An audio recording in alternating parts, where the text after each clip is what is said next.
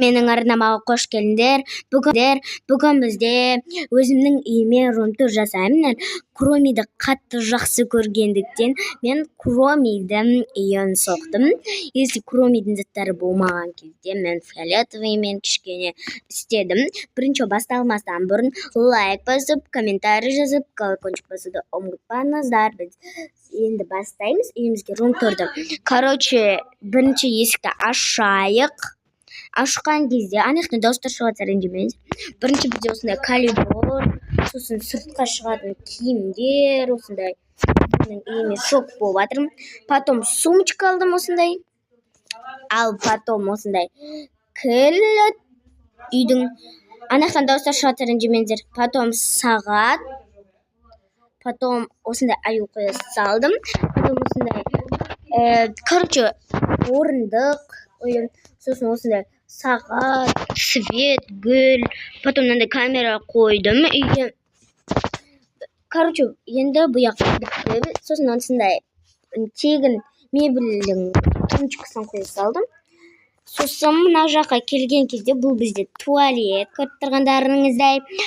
Болған бізде бірін қараңыздар. Осындай туалет бар, бумага бар. Сосын осындай свет бар, көк айна, фиолетовый.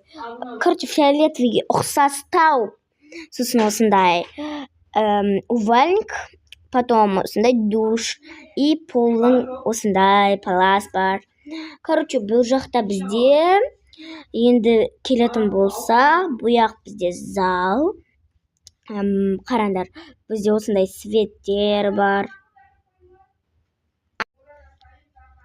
Сосын осақта да бар свет. Сосын осындай картинка, осындай гүл, потом қойдым.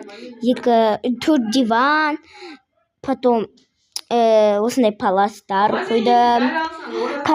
Достар, енді ренжімеңіздер, қасында шулап жатырмын. Оған да. Сөйлесіп жатыр мамамен тәте. Мына жақта бізде шкаф, ішінде ештеңе салмадым.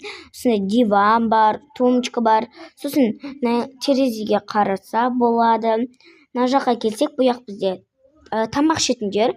Не үшін бүйтіп қойды десеңіздер, потому что бұлар бізде анандай ғой, типа заказ бере саламыз. Звондап заказ бере саламыз. Достар, осымен біздің рум-турымыз аяқталды. Всем пока-пока.